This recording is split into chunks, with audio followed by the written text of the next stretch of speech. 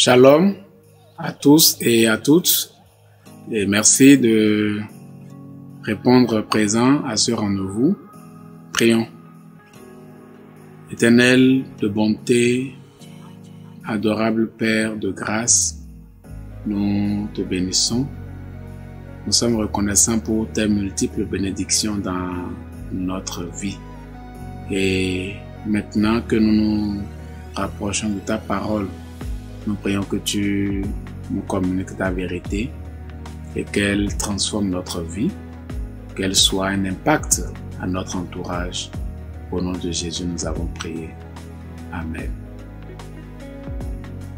Aujourd'hui, nous méditons dans le livre de Genèse, chapitre 21, verset 1. Le Seigneur fait du bien à Sarah comme il l'a dit. Il fait pour elle ce qu'il a promis. Vous observez avec moi aujourd'hui tout l'investissement que le monde déploie pour apprendre à devenir riche, à obtenir de la richesse de telle ou telle manière. Et Dieu qui a créé le monde également a une manière de rendre riche et de bénir les siens. C'est pourquoi nous intitulons le thème de notre méditation « Comment Dieu bénit ses enfants ». Le texte que nous lisons raconte l'histoire d'Abraham et de Sarah pour l'arrivée au monde de leur enfant Isaac. Et nous nous souvenons bien de cette histoire pour l'avoir lu, de comment la promesse a été faite et comment elle a été réalisée. La première chose que j'aimerais que nous puissions observer dans ce texte, c'est que Dieu bénit de grâce avec plein d'amour. La bénédiction de Dieu, elle intervient avec grâce et amour. Et Psaume 103, 8 va nous dire que l'Éternel fait grâce. Il est rempli de compassion. Il est lent à la colère et riche en bonté. Le Seigneur est le seul qui soit en mesure de faire grâce et qui apporte une compassion incomparable. Et sa bonté n'a pas de fin ni de limite. Et lorsque Dieu apporte une bénédiction, c'est souvent des bénédictions même imméritées. Quand nous regardons le cas d'Abraham et de sa femme Sarah, ils étaient à une époque où, de leur vie où ce n'était plus possible de penser à la conception, mais Dieu les a bénis avec beaucoup d'amour. Et c'est comme ça que Dieu bénit. Dieu, il est réellement bon en tout, et particulièrement envers ses enfants. Et la leçon que nous pouvons également tirer de cette méditation, c'est que la promesse de Dieu s'accomplit toujours pour ses enfants. 2 Samuel 22, verset 31, on dit « Les voies de Dieu sont parfaites, la parole de l'Éternel est éprouvée. Il est un bouclier pour tous ceux qui se confient en lui. » Dieu, il est merveilleusement bon. Et la parole qu'il donne constitue un bouclier, un rempart pour ceux qui se confient en lui. Et ceux qui placent leur confiance en l'Éternel ne regrettent jamais.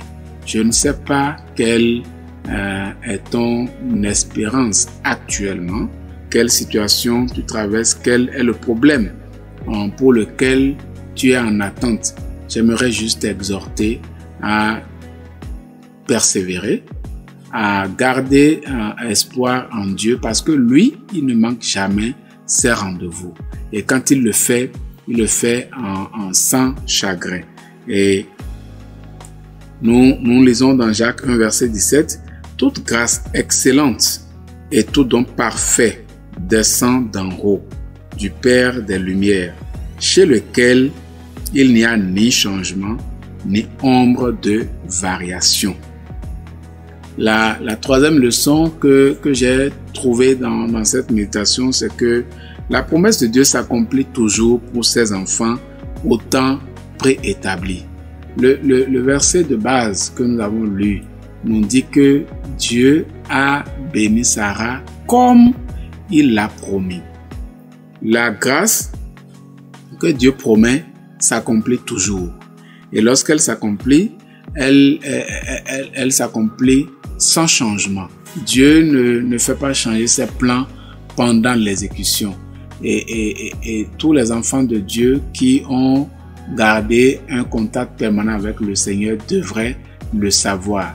Je ne sais pas, mais tu peux être en attente d'une grâce de Dieu, d'un emploi, de l'enfant, de l'argent, d'une opportunité. Si tu restes dans cette attente, j'aimerais te dire simplement que le Seigneur, si tu es dans son plan et que tu es son plan, il faut l'attendre et il va le réaliser. Mais pendant que tu es en train d'attendre, qu'est-ce que tu fais? Comment tu portes l'évangile de Christ envers ceux qui en ont besoin? Le Seigneur voudrait certainement que tu utilises ce temps d'attente pour communiquer sa parole. Et s'il te manque quelque chose, demande-le lui, il va le faire parce qu'il a sa manière de bénir et d'apporter ses grâces dans la vie de ses enfants. Que les grâces de Dieu surabondent dans ta vie, dans tes entreprises, dans la vie de ta famille, de tes enfants, et que cela ne manque jamais jusqu'à son retour dans ta vie. Prions. Éternel, j'aimerais te dire merci pour ta grâce qui surabonde en nous, parce que nous sommes tes enfants et tu décides de le faire. Nous prions que cette grâce soit une opportunité pour notre entourage. Nous prions, Seigneur, que tu fasses de nous une opportunité de bénédiction, de richesse pour d'autres, afin que ta parole ne manque jamais de se révéler, de se manifester dans notre vie au travers de nos actes et nos pensées. Merci de nous exaucer. Au nom de Jésus, nous avons prié. Amen.